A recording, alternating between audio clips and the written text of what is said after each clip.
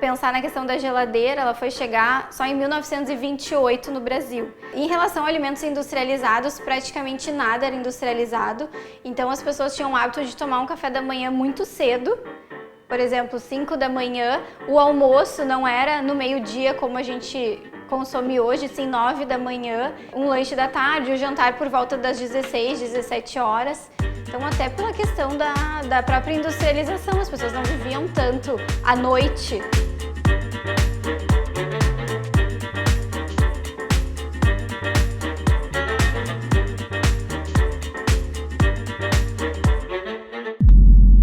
Então, nessa época, na verdade, eram os médicos que trabalhavam com as questões alimentares, mas muito mais focados nas questões de higiene, né, os chamados higienistas. Então, se preocupava muito com a questão de como os alimentos eram conservados, né, porque era muito frequente contaminação de alimentos até pela questão da conservação. Se começou a fazer algumas fiscalizações do ponto de vista higiênico-sanitário, então em mercados, na verdade, que eram feiras ao ar livre, mercados de secos e molhados, né, então não existiam supermercados como a gente conhece hoje. E aí esses higienistas então começaram a tentar passar algumas noções de higiene, de cuidado na manipulação desses alimentos. Então, em relação aos alimentos disponíveis, na verdade, se tinha dois contextos, né? Tinham alimentos que vinham muito de longe, né? Vinham de navio, enfim. Tem alguns registros que alguns alimentos vinham de Portugal, até porque era muito predominante esse hábito alimentar e essa cultura portuguesa, né? Então, consumiam bacalhau, por exemplo. E também tinham alimentos que vinham mais próximos, ou seja, pequenas granjas ou fazendas que produziam daí frutas e verduras e disponibilizavam, enfim, para cidades mais próximas. Em relação aos alimentos mais consumidos, nessa época já se tinha como base da alimentação do brasileiro o arroz e feijão, que é uma coisa que foi mudando ao longo dos anos, inclusive atualmente. Tem várias pesquisas que mostram que o brasileiro tem comido cada vez menos alimentos básicos como arroz e feijão. Em relação às proteínas, a carne vermelha, a carne bovina era muito popular e era até considerada comum, e o frango, por sua vez, era já mais difícil, e aí normalmente ele era consumido mais em momentos de festividade, uma vez por semana, por exemplo. Frutas básicas como banana, laranja, mamão eram disponíveis também, mas outras frutas já eram importadas, como maçã, pera, morango, e aí não era tão fácil o acesso. A questão da conservação dos alimentos era bem difícil, e se a gente for pensar na questão da geladeira, ela foi chegar só em 1928 no Brasil. Então, antes disso, os alimentos acabavam, ou eles eram realmente consumidos no momento e depois não podiam ser armazenados, ou eles eram armazenados, por exemplo, utilizando sal e óleo para conservar. Então, no caso das carnes. E mesmo depois, né, em 1928, quando a geladeira se popularizou, o acesso era muito limitado, né? Então foram poucas famílias que tiveram essa disponibilidade. Em relação a alimentos industrializados, praticamente nada era industrializado, no máximo alguns doces como goiabada, compotas e marmeladas, isso, né, passavam por algum tipo de processamento, mas no geral os doces eram todos feitos em casa. E os alimentos industrializados, então, era quase nada da realidade do brasileiro nessa época. Do ponto de vista de qualidade, o que se tinha melhor na década de 20 era realmente não ter industrializado, não ter conservantes, exceto o sal e a gordura, mas, por outro lado, acabava ficando bem limitada, porque, por exemplo, frutas que eram importadas, elas também tinham um preço mais alto e também não eram acessíveis a toda a população. Algumas coisas também eram diferentes naquela época, como as práticas alimentares e até o horário das refeições. Então, as pessoas tinham o hábito de tomar um café da manhã muito cedo, por exemplo, 5 da manhã. O almoço não era no meio-dia como a gente consome hoje, sim 9 da manhã. E aí, um lanche da tarde, o jantar por volta das 16, 17 horas. Então, até pela questão da própria industrialização, as pessoas não viviam tanto à noite. E aí o horário das refeições também era diferenciado. Apesar de ter uma disponibilidade grande de vegetais, não tanto de frutas, porque nem todas eram cultivadas aqui, como eu comentei, a questão do vegetarianismo nem se falava, nem se pensava na década de 20. Na verdade, ela começou a se popularizar no mundo na década de 60, a partir do movimento hippie, e aí chegou um pouco mais tarde no Brasil. Inclusive, naquela época, a base da alimentação ainda era muito proteína animal. Questão do consumo da carne vermelha, como eu já comentei, dos ovos, se usava muito banha, que é uma gordura de origem animal, também para cozinhar. E esse é um ponto que a gente pode dizer que daí talvez não fosse tão saudável, né, por esse lado.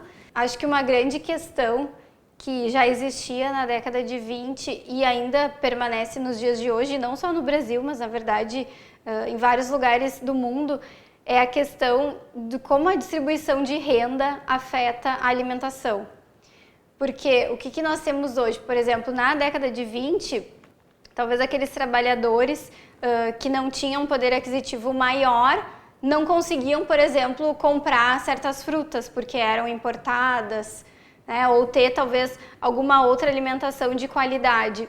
Hoje a gente tem uma outra situação, que a população que tem uma menor renda, ela tem acesso a alimentos, mas muitas vezes alimentos industrializados, alimentos ultraprocessados ou que estão já mais prontos para o consumo. No Brasil existem várias formas, né, de mensurar os hábitos alimentares da população, e um deles é através da POF, que é a Pesquisa de Orçamentos Familiares, que normalmente ela é feita a cada 10 anos e que avalia o quanto o brasileiro gasta em alimentos, né?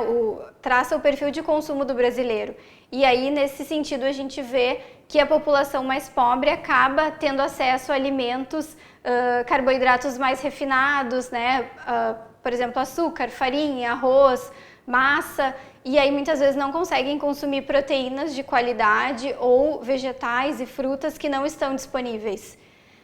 Como lá na década de 20 a gente tinha as feiras livres, por exemplo, hoje nem toda a população tem acesso ao supermercado. Por exemplo, uma população que tem um poder aquisitivo menor, que mora numa vila, mora numa comunidade, às vezes ela vai ser abastecida por aquele mercado, um mini mercado que tem lá, que poderia ser semelhante às quitandas que existiam na década de 20, mas não necessariamente aquele mercado vai fornecer frutas, verduras, muitas vezes vai fornecer alimentos mais industrializados e que têm um custo menor. A gente pode dizer hoje que os alimentos industrializados muitas vezes são mais baratos do que os alimentos in natura ou minimamente processados. Acho que um ponto interessante da gente comentar é que o Brasil tem um guia alimentar que já está na sua segunda versão e que foi premiado e elogiado em vários lugares do mundo, porque ele orienta a população a basear sua alimentação de acordo com o nível de processamento industrial dos alimentos. Então, a base da nossa alimentação deveria ser alimentos in natura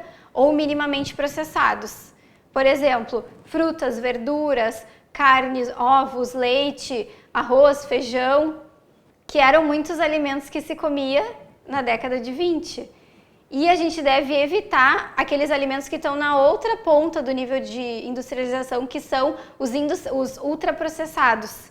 Então, que é aquele alimento que passou por vários processos na indústria para aumentar a sua durabilidade, aumentar a sua palatabilidade, e aí nesse momento tem adição de açúcar, sal, corante, aromatizantes, conservadores. Então, por exemplo, refrigerantes, biscoito recheado, macarrão instantâneo, salgadinho de pacote. Então, esses alimentos eles foram tão processados que eles estão muito distantes da versão original. Por exemplo, um milho na espiga seria um alimento in natura. Aí a gente tem uma versão que não é tão processada, que seria o milho enlatado, e a gente tem a versão ultraprocessada, que seria o salgadinho de milho. Então, quanto tem de fato de milho naquele pacote? Então, essa preocupação com a questão da higiene e conservação dos alimentos começou na década de 20 e também começou a se pensar em relação à distribuição de renda, distribuição de alimentos aqui no Brasil, mas que de fato só nas décadas seguintes que se iniciaram a criação então de políticas, né, de nutrição, a própria criação da merenda escolar, começou a disponibilizar nas escolas públicas e outras políticas de combate à fome, que a gente poderia dizer que a partir dos anos 2000 que começaram a ser de forma mais efetiva para proporcionar na população o acesso a alimentos de mais qualidade, mais variados. A nutrição é uma área da saúde que a gente pode trabalhar para promover a saúde das pessoas. Então, a gente tenta intervir antes da pessoa ficar doente. Então, desde a infância, né, na verdade, desde a gestação, se essa mulher tem uma alimentação saudável, a gente diminui a chance, diminui os riscos dela ter doenças, ter diabetes gestacional. E aí, a partir da infância, né, no momento da introdução alimentar, a criança já vai criando bons hábitos, vai conhecendo os alimentos e aí aumentam as chances de ser um adulto com uma alimentação mais adequada, né, e menor risco de doenças.